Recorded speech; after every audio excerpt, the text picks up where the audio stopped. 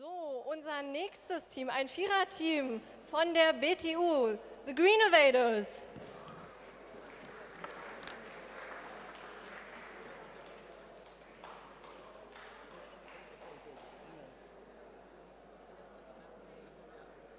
Right, guys? Have fun.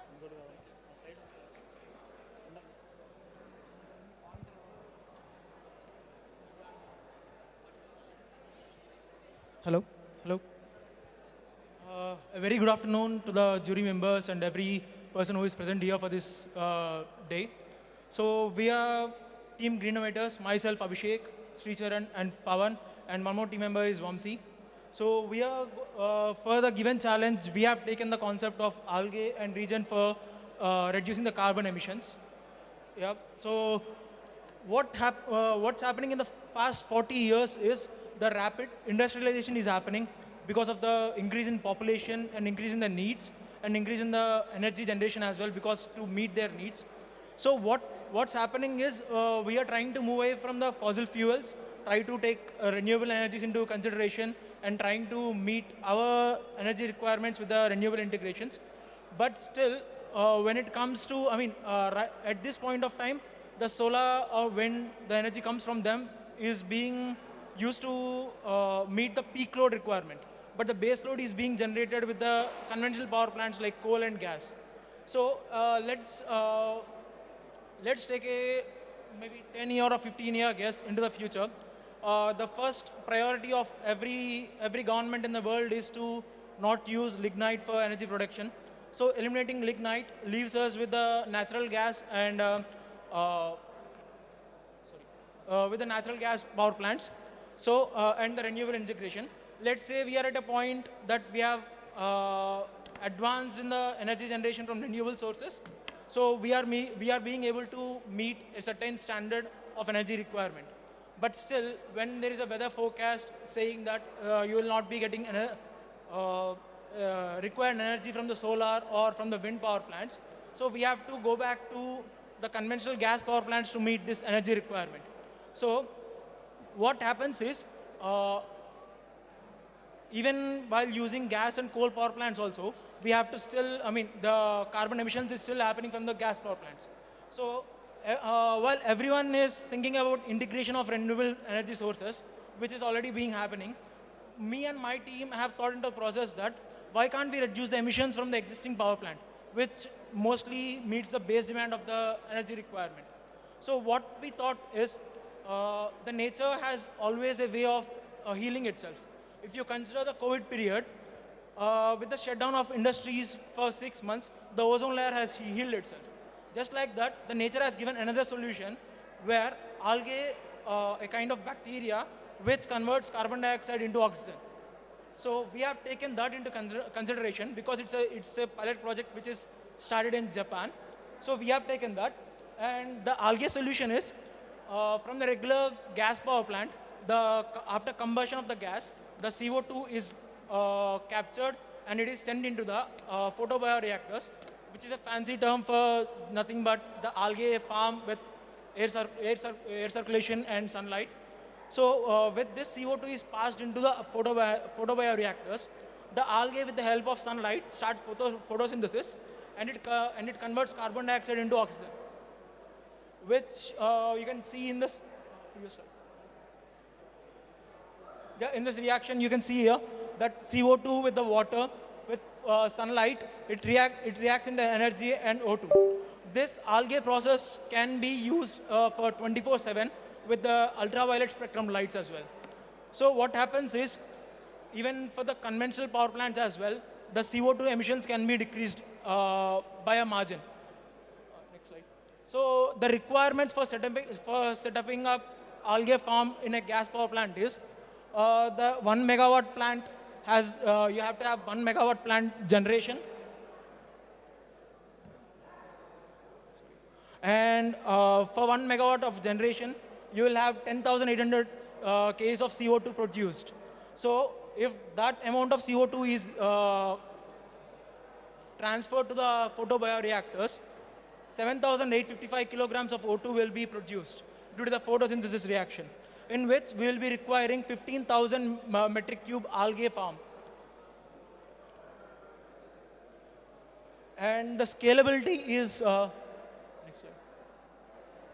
so the scalability for 1 megawatt plant is, you have to have 1.5 million investment and 7,855 kg of oxygen will be generated every day.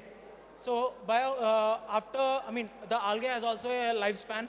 After its lifespan, it starts to sediment under the tank, which can be used as biomass for the, you can use it as a biomass.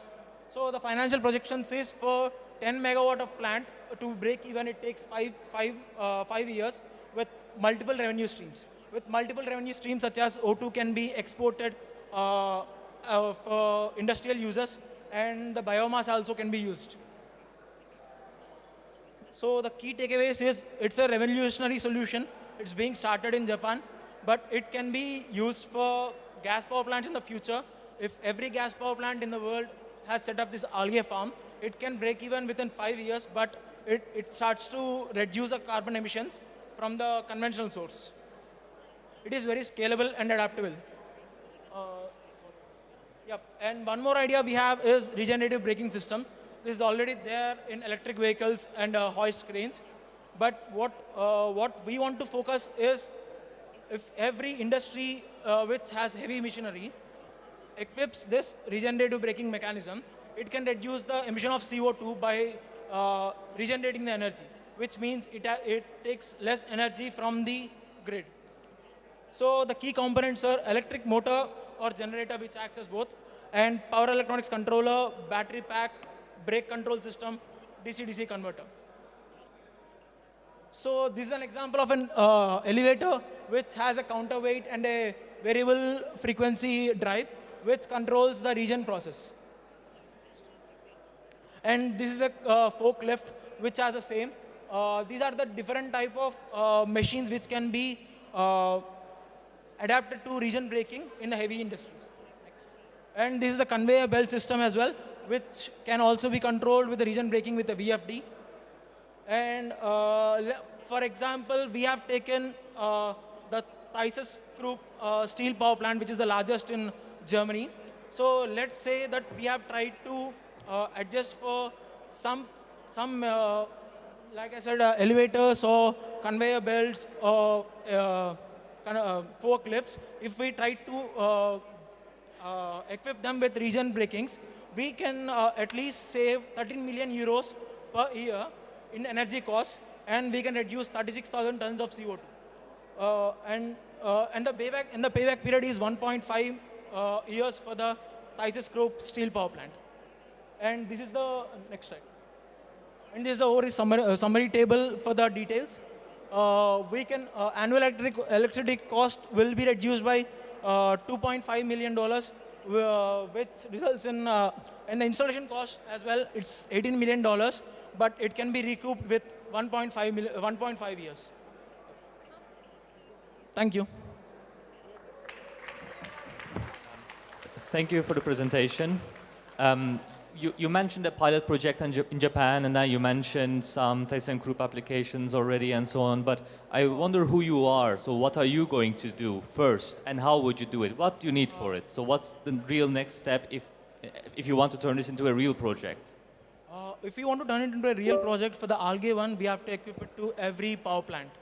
I would say not the lignite one, because you have to separate the nitrous and sulfides as well. But if you take the conventional gas power plants, you can equip with them. I mean, yeah, but for example, they're not going to give you access to every power plant, but maybe you can start with one. Yeah, maybe, yeah. So you would reach out to owners of some power plants or local authorities that have control over them, and then set up a pilot project, right?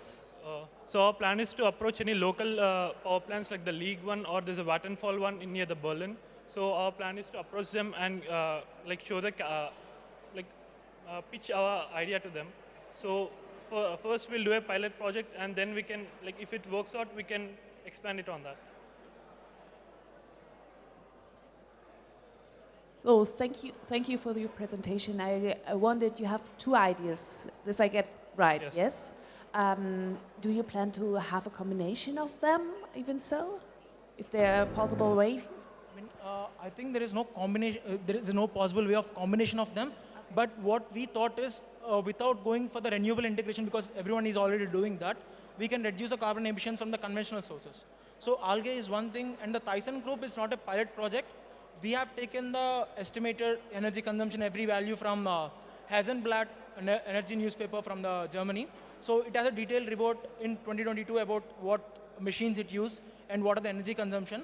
And based on that, I have read about 20 papers, and I have done, I have used AI for deep research as well to meet the energy requirement. What will be the energy requirements to, to start a pilot project, or what is the beneficial way? So we have done that, and we have taken approx calculations. And even the calculation as well, we have taken only 80% of what we got, because there will be real-time faults and real-time problems as well, which we can't deal. So not every equipment we attach for the region breaking cannot be, every energy unit cannot be converted back. Sometimes we use braking resistors for dissipating the heat. So we have taken 80% for that. Thank you. I have a short question. If you say that you want to scale it up to 10 megawatts, this is what you say when it is then with your algae system, then you would have a size of 1.5 billion cubic meter. And since you need light for activating the production of this, the reduction of CO2 emission, you need to do it flat. What size do you envision for your plan? Actually, instead of going for flat and using only the sunlight, we were planning to use a cube or a spherical one, like a regular shaped one, and we'll be using artificial UV lighting for that. And the calculation that we performed is for direct conversion of carbon dioxide produced. But as we know, gas power plants doesn't have a capacity factor of 100%.